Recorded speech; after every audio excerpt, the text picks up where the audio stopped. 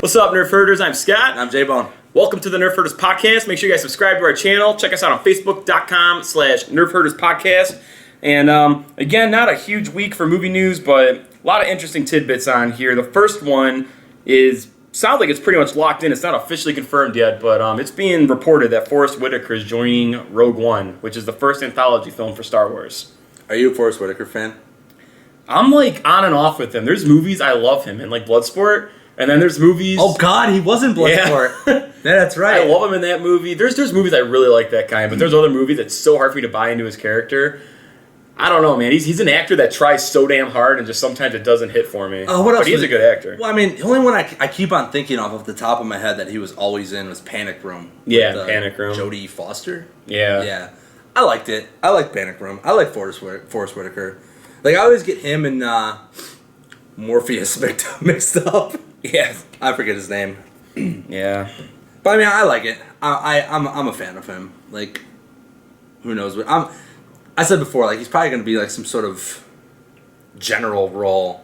Like, I don't see him being a villain, you know, like, because they're going to want to portray his character as like some sort of probably some figure to where he's got some meaning or like some power behind it, you know? Yeah, I would think so. And I'm like two-sided on this. I think it's really cool that, Forest Whitaker be joining Star Wars, because I do like him as an actor. And I think there's a lot of A-list people that could be, presented with these scripts that would jump on board Star Wars. Anybody would pick a Star Wars movie. Yeah. They'd probably drop almost anything to be a part of it.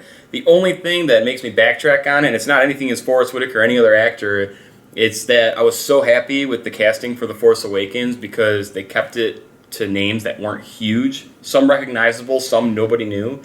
And now bringing in Forest Whitaker, it's kind of like, I don't want them to get on this streak where they feel like they need to bring in all these big actors to sell these movies, because it's Star Wars. You don't need them. And sometimes, especially for Star Wars, when you're going to this galaxy far, far away, I don't want to see all these actors that it's like, oh, I can't not look at you in this role. Yeah. And that's what's so nice about the original films, is because that's where they all started. It was all new. The only really big name back then that was in there was probably Peter Cushing.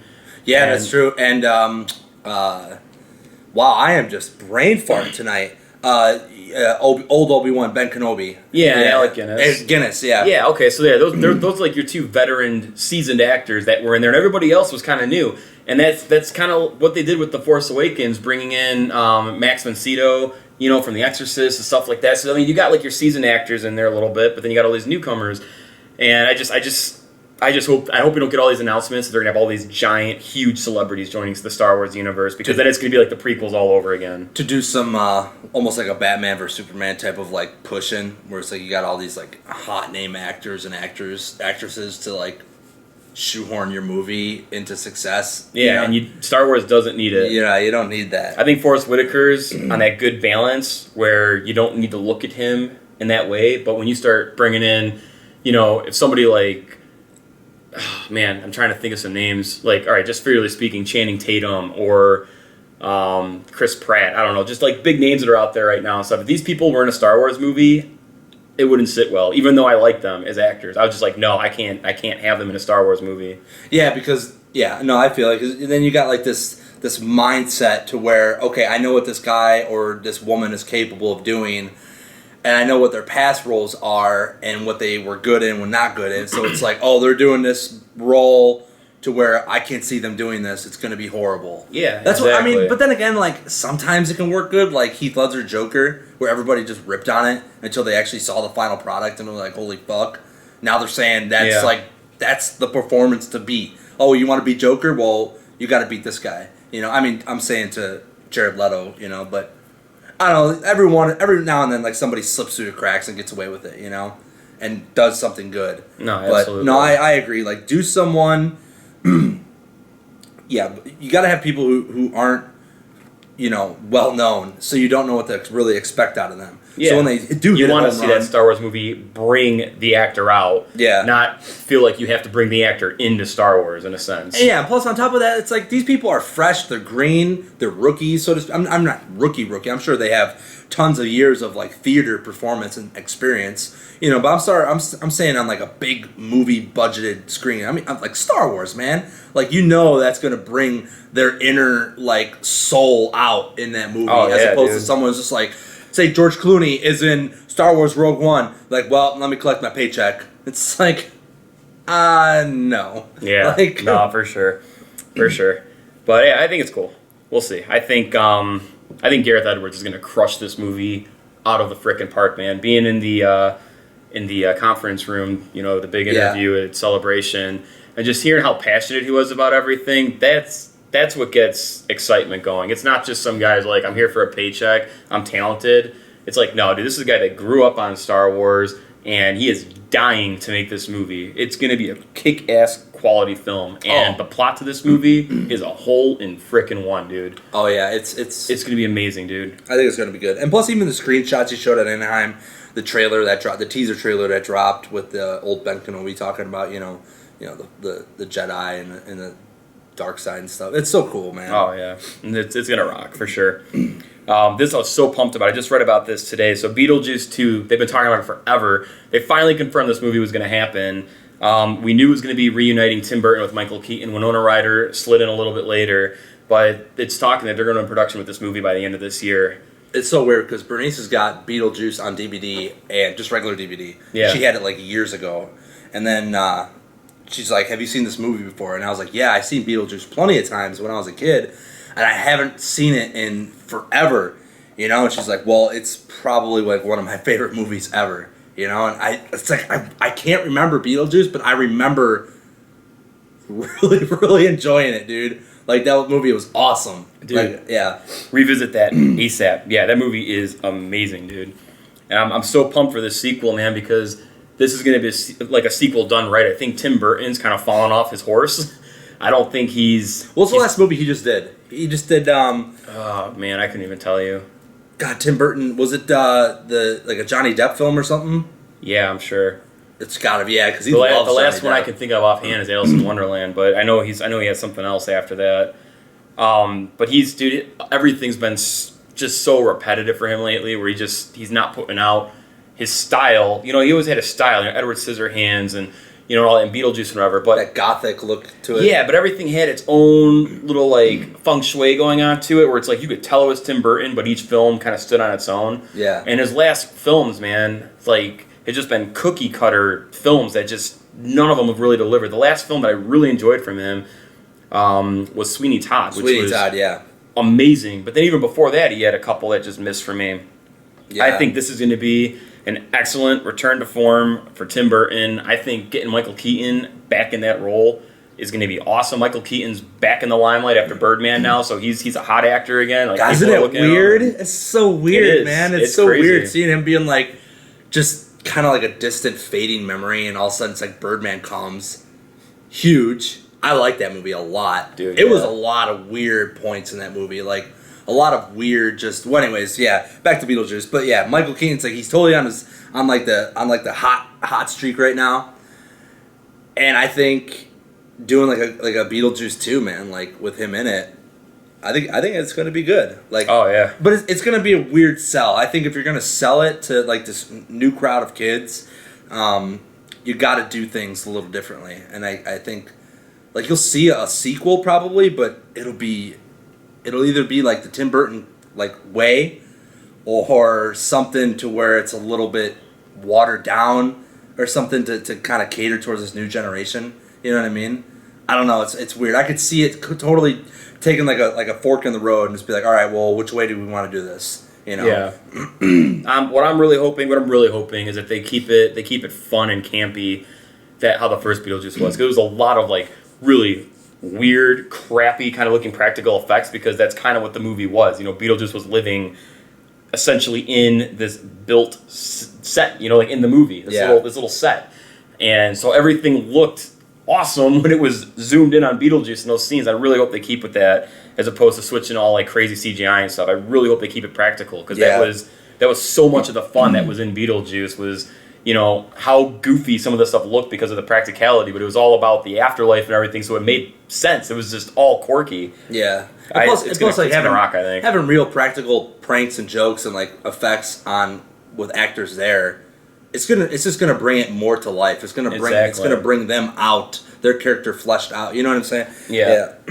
So yeah, I'm pumped for that. I think it's gonna be killer, and I think the Beetlejuice 2 goes right in line with this next thing here with Ghostbusters. It's kind of the same thing, man. There's all this nostalgia factor. They're bringing it back. It's kind of, in a sense, a soft reboot, but it's not ignoring the previous films or anything. And so Ghostbusters, a little bit of the plot came out that it's going to be, you know, Melissa McCarthy and Kristen Wiig's character. We're going to be kind of kick things off, which would make sense. They're the two heavy hitters that they got for the movie. Yeah.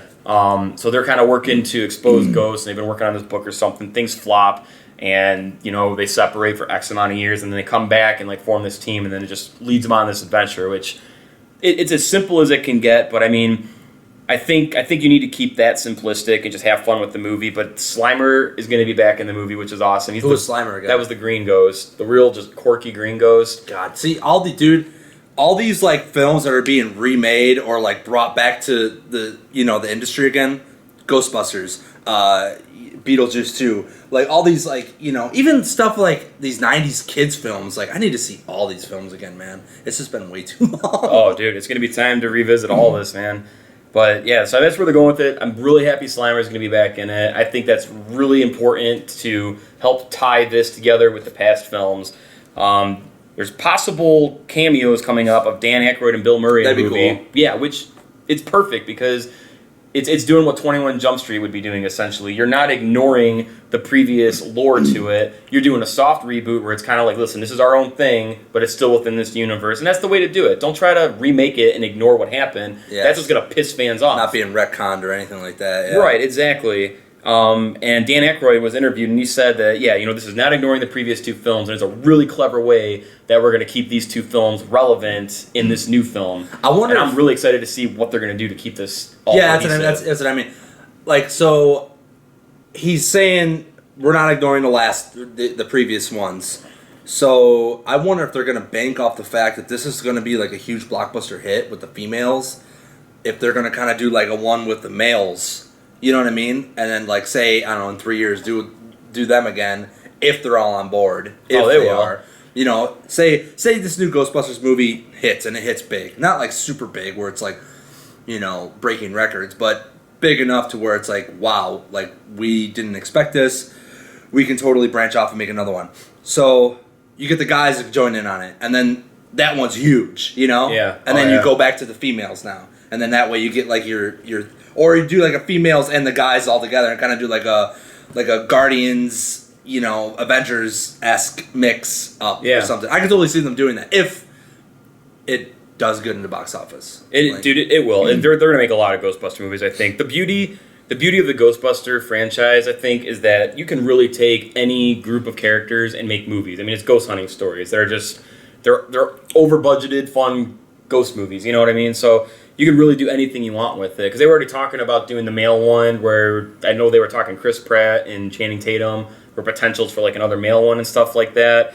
But yeah, you know what? If they're good, go for it. Paul Feig and Melissa McCarthy, it seems like they can't miss. I mean, they started with Bridesmaids, then The Heat, and now this new movie Spy, which I haven't seen yet, but people are raving about how funny this movie is. The Heat was funny, dude. Me and Bernice and I watched it, and she was hilarious. She was laughing her ass off. Yeah, I was laughing, and I don't find women humor. Like, I find it funny, but it's got to be...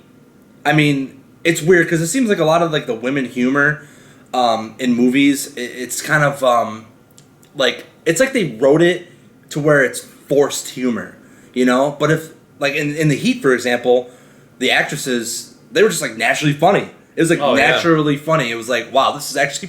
Like, you could just say something. Like the part when she's like, I just want to die. And she opens up the door and, like, tries to roll out the car. Oh, God. Yeah. Oh, yeah. Bernice was laughing her ass off on that part, Well, it's cool because a lot, with Melissa McCarthy, she does a lot of, like Vince Vaughn, dude. Like, just on the spot, just kind of go take your takes. Yeah. Okay. But, I mean, I think her and Paul Feig really bring out the best in each other. And I think that's a perfect match for Ghostbusters. I mean, so many people are pissing and moaning about this. I'm really excited about this because I love Ghostbusters, and since this isn't going to ignore what we've already have, if it sucks, it sucks. Like, they're not trying to remake it and replace Dan Aykroyd or, Bill Murray, things like that. They're not trying to replace anybody. They're just saying, listen, it's within the universe. We're making another fun ghost movie. It's like, bring it on, man. I'd love to see it. I can't wait. Enjoy the film, dude. Stop bitching and moaning about something. It's like I'd rather see this than like a remake of E.T. or some shit. Moving on. I wouldn't. If E.T. got remade, I don't think I'd see it, dude. Like, E.T. wasn't a movie to me that like blew my mind. I mean, I know Amblin Entertainment, like that's Spielberg's, like you got the little E.T. thing going into, like I know it's huge for a lot of people, but when I saw it, it just didn't. I didn't really care. And I saw it years ago, man. When it was still kind of freshish, like mid '90s on VHS tape. I didn't really care. I love me some E.T., dude. I didn't really care for E.T. all that much. I mean, it was like emotional journey, and it was sad, but I don't know. It was like one of those movies. Like, but that was good. I liked it, but let's go pop in Terminator 2. Well, yeah. let's go pop in T2 on like VHS or something. All right. Catherine Waterston is going to be the female lead in Fantastic Beasts and Where to Find Them. She'll be joining Eddie Redmayne. I don't know who else they got for this yet. This is all that I've seen so far. I'm excited to see what they're going to do with this. I like the Harry Potter films. I think that whole lore of all that, it's just a fun universe. So I don't know who she is, and I like that. So I'm excited to see where they're going to go with that. So I heard Universal's like totally redoing a whole section of their park or something to where it's going to be Harry Potter themed. Oh, that's I think that's Disney. Disney? I think Disney did it. Somebody did. It's already there though. Like it's done. You can already go. Yeah. You saw this. I have not seen Maleficent, but the second one is coming, and Angelina Jolie will be reprising the role. So, seeing the first one, is it justifiable to have a sequel? Or is this a cash grab? Is this just trying to make money? It's kind of a cash grab, to be honest with you, because the first one ended, and it was good. Like, I really enjoyed the first one. It's basically a love story. It's almost like a mother-daughter love story in a sense. And it's kind of cool because Angelina Jolie just plays like this like witch, and you could see how she was a good witch, but then she was betrayed and kind of becomes like this, morphs and changes into this like evil, like twisted bitch. It's just like, I hate everything. No one can be happy. Like, only me, I can be happy, and like I'm never happy. So that means like no one could be. You know what I mean? This weird like tone. But yeah, basically it just kind of wraps up and spoiler, she ends up finding in her heart like she is happy, like can find love. And it's kind of got the same like themes as other like classic movies we've seen before. I'm trying to think of something. For some reason, I want to say Wizard of Oz, but no, not Wizard of Oz. But something along those lines. You know what I mean? Yeah, yeah. So yeah, I mean, I could totally see them doing a number 2, because you could kind of. It's a big world. It's you can have a lot of like branch off stories with it, but the way one ended, you don't really need a number 2. You really kind of don't need it. I mean, that's basically it. But I mean, if two comes out and it's like really cool and it's got a nice little like plot twist, because she's gonna have to be good in this movie. She's gonna have to be like a, you know what I mean, like a person who found out that yes, I can love, yes, I do have a heart. So let's go on with a sequel number 2, and who knows? I don't know. We'll see. Maybe she'll fight Godzilla. Yeah, maybe. That'd be awesome. Speaking of Godzilla, dude, they have a new video game coming out, and you could play all the Godzillas in the video game. I saw this like across the years. Like name a villain. Oh, all the villains, dude. Is Gigan in it? Gigan. All right, that's all I need. Okay. You can even play. You can even play as the new Godzilla that just released. Yeah, this is like fighting one-on-one game. Yeah, it's like a fighting, but like you're also destroying cities while you're fighting them. Like it looks kind of cheesy. It does. It looks cheesy, but it looks kind of really fucking cool at the same time if you're a huge Godzilla fan. I'll buy it. Dude, like, I mean, it was like all like Mothra, like all the villains, dude. Like all of them. I can't name all of them off the top of my head, but it was like, what's the like robot looking one? Mechagodzilla. Yeah, Mechagodzilla, and then there's like Super Mechagodzilla in there and shit like that. It looked awesome, dude. You got Destroya and Rodan and King Ghidorah. Yeah, they were all in there. God, I'm trying to think of a couple others. Oh, dude. Yeah. Sick, Which man. one was Gigan? Was Gigan the 3-headed lizard? No, that's King Ghidorah. Gigan, dude, I love Gigan. Gigan's the one that had like the buzzsaw in his stomach and had like the 3 like thin blades and stuff and had like hook arms. Okay, yeah, he's in it. Yeah, you could totally fight as him. You could fight. You could fight as them, dude. Like, it's not like you're forced to play Godzilla and you have to like destroy. No, you can fight as these other characters and then just wreak havoc on shit. You know what I mean? Sick, man. Yeah, I want to play that. That sounds like a modern day Rampage, dude. This is like really, really interesting. Robert Downey Jr. apparently told Mark Ruffalo that Hulk / or possibly maybe Bruce Banner will be in Civil War. That's weird. That he's in the script, but Mark Ruffalo has not been contacted yet, or Mark Ruffalo is just blowing smoke up everyone's ass, or everybody's blowing smoke up everyone's ass. The fact that it's even being talked about, I think, just shows that he's going to be in it. Why would you even try to make a smoke screen if it's not going to happen? You would think that they would be done with the script by now. You'd think that they would kind of be almost... Well, it's done. They're shooting and stuff. Yeah, okay. So they're shooting...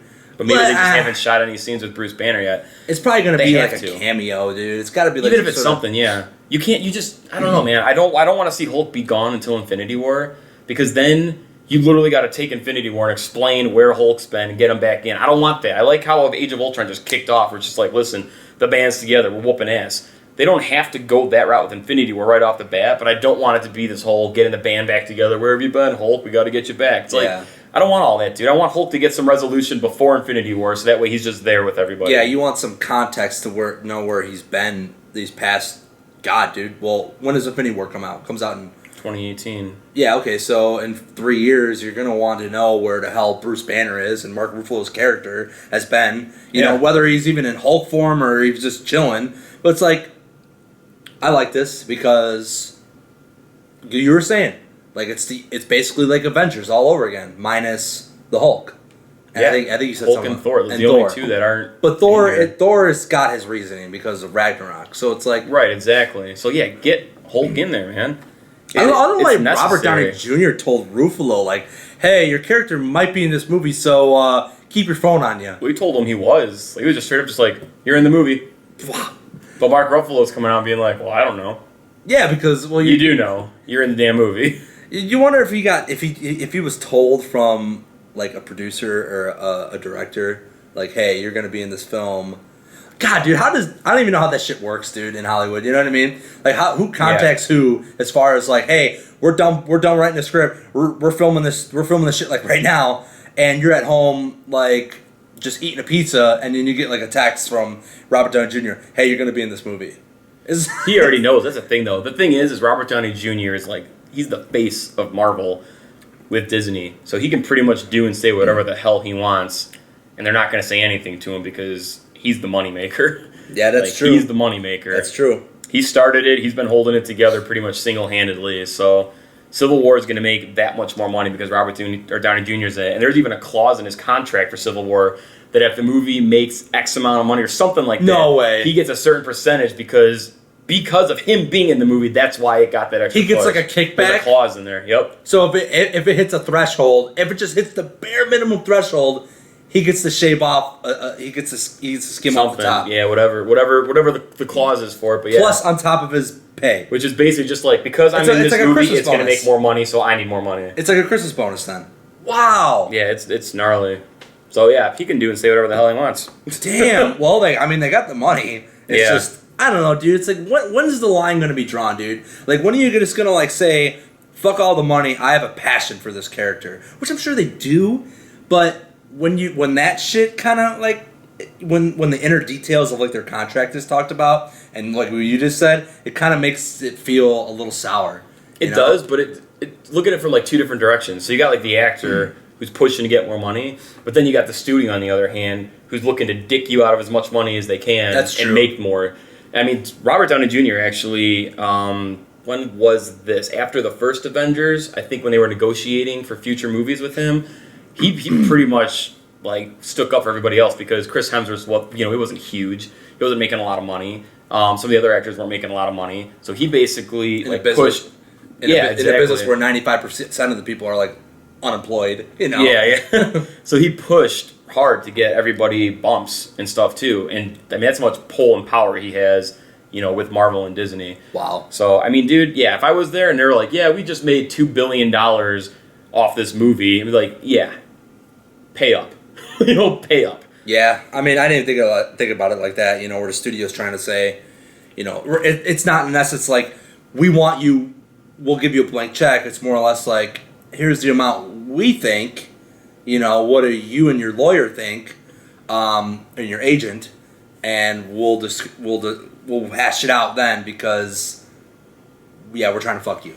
Yeah, basically, dude, because it's like this. It's like, all right, we'll pay you $50 million to be in Avengers: Age of Ultron, right? But if you're not in this movie, let's say by taking Robert Downey Jr. out, no Iron Man. Or you recast Iron Man, this movie makes, we'll say $1 billion.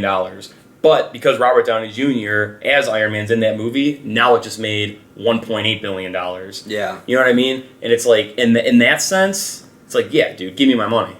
Like, I'm selling your movie. If I'm going to make you an extra, $800 million, let's say, just figuratively speaking, then yeah, dude, like, putting my face in front of your poster, pay me my money. And he's one of the main characters, Yeah. So he's gonna. Dude, I think that movie. I know we said it before. We gotta move on, but I know that movie, or I have a feeling that movie is gonna probably make as much as Age of Ultron, maybe a little bit more. I think because it's just a key pivotal point. You know what I mean? It's so like for Civil War. Yeah, it's for Civil War. I think it's gonna beat Age of Ultron. Honestly, I think it's just Age of Ultron slowed down quick. It slowed down damn quick. Jurassic World's still hot. You know what I mean? I don't know what it is doing in the box office Huge, right now. Dude. It went over $100 million this past weekend. Are you serious again? It dropped like 50%. That's it. It's a big drop, but going from 200 and something million to 100 million, 50% is not that bad when you look at it like that. Do you know what they're at worldwide right now? I'm not sure. I know they're on pace to beat the Avengers. One. Right? Yeah, they got to 1 billion in 14 days or something, and Jurassic World's on pace to do it in 11 days. Which would smash the record. Jesus, dude. Yeah, it's crazy. That's exciting, man, because they fucking right on them, Hell dude. Yeah, dude. Hell yeah. Sticking with some Marvel stuff here too. So confirmed, no Gambit will be in Apocalypse. We're not going to get our introduction to Channing Tatum in there, but confirmed, Hugh Jackman's Wolverine will be in Apocalypse, which I think if he wasn't hanging up the claws after his third solo adventure, I kind of would have been like, we can do maybe without him at this point, based on where they left it in Days of Future Past. Yeah. But now that we know he's going to be gone, I want Wolverine. I would really like to see him have at least a decent sequence with Apocalypse now. Yeah, you have to, man. And what are they going to do with him in this movie? Because at the end of Days of Future Past, they reset all the time frame for everything, and he does not wind up with Stryker to go get all that adamantium put in on him. Wait, hold on. How does that movie end again? Because I remember they were all just about to die. The Sentinel, spoiler, the Sentinel was about to kill them in the real world. I'm looking at this as almost like a Matrix-y type of thing, like you got the real world, and then you got red pill. Yeah, and then you got your Matrix world. Well, anyways, so you got your Sentinel almost killing them in the real life. The only couple mutants left, in the entire world, and what happens then? And then it's like you got that baseball stadium scene, and because they fixed it in the past, which erased the future when they were sitting there when Wolverine. Okay, being pushed back. So you had the big baseball stadium sequence where they shut everything down. The humans trusted the mutants in the end, and Wolverine got shell shocked, by a Magneto who just shoved all them rods through him and just chucked him into the river there. That's right. In the end of the movie, they pulled him out, and Stryker's on the boat, and you're like, oh man, okay, so regardless of what's been changed, Wolverine's fate is still his fate, but then you find out that it's Mystique as Stryker. She was cloning herself as Stryker. She turned into him, essentially. That's right, okay. So then it was okay, well, Mystique clearly isn't going to put adamantium in Wolverine. So are we going to get more Bone Claws? Because I'm sick of the damn Bone Claws, man. The Bone Claws, you want to see him unleash his true potential, especially with someone like Apocalypse, dude. Yeah. That's basically They're Thanos. I want to see Apocalypse ripping him up while he's healing himself and just going berserker mode, dude, and just Berserker mode, dude. It's like, You have the vision in your mind. It's just like, well, how do we want to do this? So it's like, well, CGI the fuck out of it. Yeah. But I'm happy he's in there. That's cool. This is pretty cool, too. Dude, I'm excited for this movie. I am, too, man. So after seeing Jaws in the theater yesterday, I was like, all right, that was badass. Yeah, how was that? Was that nice, crisp quality, like total 1080? It was awesome. It didn't feel like it was like that crisp quality. They kept it seemed like they just kind of played like a standard thing. Like, it didn't feel Blu-ray quality, which is fine. I kind of liked that. It was a nice theatrical experience where, yeah, surprisingly a good amount of people in there. It was really cool where, you know, sitting down in there and it's just like reliving what people did in 1975. It was really cool, man. Like, I can see, I mean, that movie when I was a kid creeped me out too, and so I mean, everybody that hit in a weird way. But sitting in the theater and watching it, it was just like, yeah, I can totally see how this would like scar the entire world after seeing this movie of never going into the water again, because it was definitely something else on the big screen for sure. And hopefully this, I mean, this is not going to be no Jaws, but hopefully this is going to be a fun shark movie. There's a new giant shark movie which is based off of a novel called Meg, so it's this megalodon. From what I gathered, what this book is kind of about is these people are going, like deep sea, and something happens where they can't get back up, and there's this prehistoric megalodon shark stalking the waters, and they need to basically get out of here. So I'd imagine they got to change the story up a little bit. You can't just have a movie with a shark swimming around, someone stuck in scuba gear at the bottom of the ocean and swimming to the top, because that's not going to be interesting. Yeah, you got to show the shark like they did with Jaws. You got them like. You got to show the shark comparable to other things like boats or, not just humans, but like other things to see how big it truly is. You know what I mean? Yeah, exactly. Even if it's just like CGI, which it's going to be. Oh, it will be. And it's like, the shark comes to surface, and it's just like Jaws. It's like 25, 3 tons on him, and it's just. God, you need something like that, you can't just have it in the deep sea, just like this dark silhouette. Like, I kind of saw it, but I kind of didn't. Fuck, there's the fin, there's the tail, it's still moving. You know what I mean? Like, don't give me that shit. Don't give me like some anaconda fucking bullshit. Like, give me some juicy shit. Yeah, no, definitely. And I don't know. I mean, that's just what I gathered from what I was reading a little bit. All I know, it could be very similar to what a Jaws movie, with how Jaws is, where stuff's happening on a beach or there's people being terrorized, so like they're going down to find it or learn, so who knows. But I think it's cool, man. Shark movies are fun. Deep Blue Sea is a fun movie, and we need more shark movies, good ones. So hopefully this is good, and the good thing, this could be directed by Eli Roth, and that's where all my hope lies. If Eli Roth gets this movie, hell yeah. Yeah, hell yeah, indeed, because he's gonna make it the Bear Jew himself, dude. He'll be directing, hopefully. He's gonna make it just bloodthirsty, dude. You know what I mean? He's got such a sick sense of humor. He's fucked up, dude. Yeah, and I love his humor, man. It's sinister shit, but it's cool. And last thing we got here, we've talked about this so many times, but I can't help it, dude, because Ron Perlman keeps talking about it, dude. He said Hellboy 3 is going to be mind-blowing. So he talked to Guillermo del Toro, got some little tidbits on the movie where he said, like, yeah, I got enough to where I could piece together where this is going to go. And I'm telling you, if you're fans of the first 2 movies, this movie's going to knock you on your ass. And all I say is, make the damn movie. Just make it. Ron Perlman. Wait, Ron Perlman is, he just got casted for something, and it's something huge. He was in, Ron Perlman was in this movie. We talked about it last week, and I don't remember shit. It's on the tip of my tongue. Whatever. Anyways, Hellboy 3.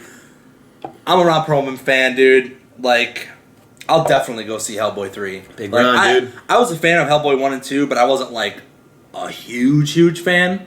But I really, really liked them. Because Ron Perlman totally delivers it. Oh, like, dude, he's perfect. He's perfect for that. He should have been Thanos, dude. I'm telling you, Josh Brolin's great, man. I think Josh Brolin's going to kill it. He should have been Thanos. But, this is what happened, dude. All these big execs are sitting down. This is what it was. Ron Perlman. Are people going to be able to separate Thanos from Hellboy? Moving on. Like, I can imagine that conversation had to happen, dude. Yep, you know it. You can't. They had to have mentioned Ron Perlman somewhere, in some way. And it's weird because Josh Brolin only had really a few lines with Thanos, so we really haven't really seen his true potential with that character. No, exactly. Which I'm excited to see because, you got to give him the doubt, you know, you got to benefit the doubt of it, but He's gonna kill it, dude. Yeah, Josh but- Brolin will kill it. and that's fine because maybe it wasn't the role for Ron Perlman, you know, maybe It was the role. I mean it was okay as fanboys, yes it was like fucking Ron Perlman, right? But it's like if you really dive into it, it's like looking back, it's like say 5 years from now and all the movies are done and they're out on a 4K fucking movie Blu-ray shit, 8K by then. 8K, 10K, whatever. You wonder, it's just like, man, okay, Josh Brolin knocked it out of the park, let's say. And you really wonder if that was the role for Ron Perlman. You know what I mean? It's like, looking back in retrospect. I don't know. It's just weird shit you like to think about, you know? But Nah, for sure. All right. Hellboy 3 better freaking happen. That movie better happen. It better happen. It better happen. Dude, Hellboy 2 is so good, the man. Golden Army, yeah. Yeah, and they left it so wide open. Dude, that's one of the last movies, man, that I can remember, dude, that had a villain in there. That was where a I summer like, blockbuster. I love that guy. That came out in the summer, right? I think yeah, it dude. did. And it came alongside another movie that was really hot at the time, and I don't remember because I remember when they announced. I remember seeing the trailer for like Hellboy 2, The Golden Army, and I was like, man, it looks fucking awesome. But it was like also alongside these other blockbuster hits, and I don't remember what they were. Shit, whatever. No, I don't care. I want Hellboy 3 so bad. With how much Guillermo del Toro does and just his name attached to it and Hellboy having a following and all these superhero movies and stuff being made, there's no reason this movie can't get made. Yeah. There's no reason, dude. If Matthew Vaughn is seriously contemplating making more kick-ass movies and he can actually get those greenlit, there's no reason Hellboy 3 can't happen. Yeah, same. I mean, did Del Toro get Pacific Rim 2 greenlit? Oh, yeah, dude. That got greenlit pretty quick, actually. Because domestically, it was pretty good, but Yeah. international, man, And it's It weird, made good money And it's weird to international. have Charlie Hunnam and Ron Perlman in the same movie. You know Yeah. what I mean? It's kind of weird, but because you're looking at them as like, oh yeah, Sons of Anarchy, Sons of Anarchy, Sons of Anarchy, you know? And it's Yeah. weird because it's like that. I don't know. It's a whole different topic, but it's like, you know, you got these characters who are so famous for a specific role. Iron Man, Robert Downey Jr. So it's like when you see him in another role, it's just like, what is Iron Man doing in this film? Like, you're Iron Man, get the fuck out of this film. I know, like, which is weird because going to before Star Iron Man, it's like, what the hell's Robert Downey Jr. doing in this movie? And I was like, no, you are Iron Man now. Yeah, for sure. Yeah, it's crazy. All right, movie quote. What do you got? What do you got? It's not really a movie. It's a video game. But I'm ready. I can justify it as being kind of like a movie quote in a sense, kind of fucked up weird way.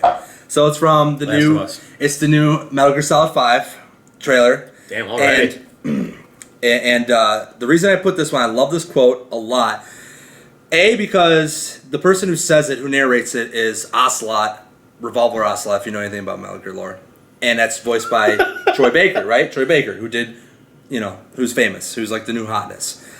But before I even say this, I just want to say I had to copy and paste it, but Hideo Kojima, I guess he said that that Metal Gear Solid 5 was influenced by Mad Max 2, in the sense that the story is mostly told through the characters surrounding the protagonist, and that the fact that the protagonist himself, Snake, Big Boss, doesn't have as much lines as you would know in Mad Max.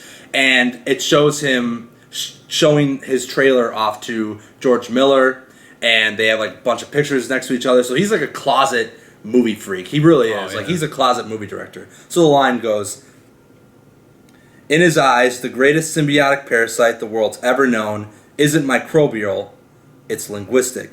Words is what keeps civilization, our world, alive. Free the world not by taking men's lives, but by taking their tongues." Fuck! I don't even know what that shit means, dude. Dude. It means, hey, if you wanna control the world, Illuminati, whatever you want to call it, don't do it by starting wars and just killing senseless, just creating more wars. Do it kind of like, as the saying goes, it's like the pen is mightier than the sword type of thing. Yeah. So it's like, do it by taking their tongues so they can't speak. Yeah, take their voice away. And take their voice away so they don't know, so It they can't communicate with people. Reminds me of like a divide and conquer, essentially. Totally divide and Like, conquer, dude. Don't allow people to group together where they have a voice and they can unite as one. Divide and conquer and separate into freaking government. Dude, Yeah, but when you showed me that trailer, when you told me to watch that, that's the one thing that stood out to me in there. That the very ending of that, how he said that, that's what really stood out to me. Isn't that crazy? And I love how it was said, dude. And it's weird because he, I won't dive into all the things about the trailer, but there's that line when not by taking men's lives, but by taking their tongues. It shows a character, the female, and her name is Quiet, and she can't speak. Because probably we'll find out maybe she got her tongue ripped apart, ripped out, so she has no vocals. So it's like as soon as, not by their lives, but by their tongues, and just boom, it shows her cocking that sniper rifle, and like a pan out over like on the desert hill, and then oh my god, dude. If this game does as what I think it might do, might be my number one, dude. Will it dethrone The Last of Us? I think so. Dude. This is his final. That trailer was his final E3 trailer because he does every E3, dude. He always put out a trailer, man. And now that he's leaving, he's done. It's going to be his final Metal Gear game. What he's going to do. His contract's up with Konami in December. He's basically a freelance guy who's basically doing this as like a love and for people like me, a fan. What if he comes and makes the movie, dude? What if Hideo Kojima is like, listen, I know we kind of got some things in place, but he comes and serves as a producer or something and puts a lot of creative input. God, dude. I can totally see him just being like, hey, Kojima Productions is no more. Staff went on to do other things. I'm going to pursue what I've always wanted to pursue since the 80s, since I saw, not Running Man, but the Harrison Ford one. Oh, Blade Runner. Blade Runner, thank you. And Mad Max, obviously. Is I want to be a film director. I want to be a film producer. Because all his games have film elements in it. Like, dude, I'm telling you, man, you love Metal Gear Solid because it's got so much film in it. It's not like this action game where it's just like fuck yeah. It's weird, dude. It's got such a unique, dude. He is ahead of its time, man. When it comes to like transposing like video game medium and experiences over and then kind of blending film with it at the same time. It's very, very weird. Like an artsy game maker. Yeah, I mean, you've seen the trailer, dude. It's like, what the fuck is going on right now? Nobody knows what... I mean, people can piece together what's... Like, people are saying certain dialogue sections. They know who is saying what, and they're kind of piecing it together, but it's like no one really knows what's going on. And that's the wonderful thing about, like, Metal Gear Solid lore, because you don't know what happens until you play it. And then at the very end, post-credits, he always puts in a little post-credit thing, a little snippet to kind of leave you like, want more, So it's like, and then when you beat it, you're like, I still kind of don't know what's going on. So you beat it again, you're like, and then you miss all these little hidden pieces, and you're like, shit, this is... It all starts coming together. I'm totally sales pitching this game, dude. Fuck. Metal Gear Solid: The Phantom Pain coming out September 1st, 2015. Sorry, excuse my language. Pre-order today. Hell yeah, dude. I love that line. I was like, man, do I want to do a movie? But I've been watching this trailer. I watched the trailer like a lot, dude. And every time that line comes on, it's like, it grabs me, you know what I mean? Oh, it's delivered really well. I don't know if it's Troy Baker saying it or something, or it's just maybe it's just how what they're showing in the game, like his just like haunted just soul just being ripped apart from him, as he's saying that line. It's just so many like different like symbols going on at this. It's fucked up, dude. God, that game is gonna take my life away. That's alright, dude. We'll see you once a week. Oh, and tomorrow I get back up Batman Arkham Knight, so I'm gonna get my special edition, or limited edition, sorry, of the Batman like statue. So hell I'm gonna do an unboxing. Dude, hell yeah. Yeah, so I'm trying to do the best unboxing I can. It's the first time ever pre-ordering something of that caliber, so I'm gonna try to do an unboxing the best I can. So I don't know, we'll see. without butchering it too bad. Tune in. That's gonna do it, guys. Thank you guys very much for watching. Make sure you subscribe to the YouTube channel. Check us out on Facebook.com/NerfHerders Podcast. We will see you all very, very soon. Otter all day. Otter case. We're sponsored by Otter. Yeah, we are. Until next time, keep on nerf herding.